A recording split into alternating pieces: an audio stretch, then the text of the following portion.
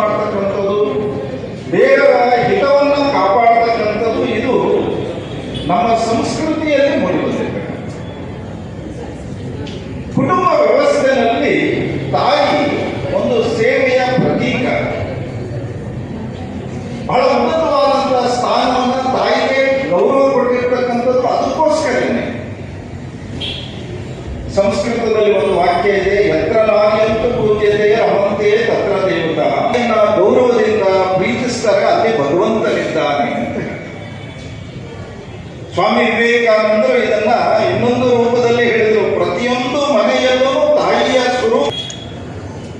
ಅಂದ್ರೆ ತಾಯಿ ಯಾಕೆ ಈ ಸ್ಥಾನವನ್ನ ಹೊಂದಿದರು ಅನ್ನುವಂಥದ್ದು ಬಹಳ ಮುಖ್ಯ. ಹೆಸರಿನಲ್ಲೇ ಸೇವೆ ಅನ್ನುವಂಥದ್ದು ರೂಢಿಯಾಗಿದೆ ಅಥವಾ ಪರ್ಯಾಯ ಪದ ಅಂತ ಹೇಳಿಬಹುದು.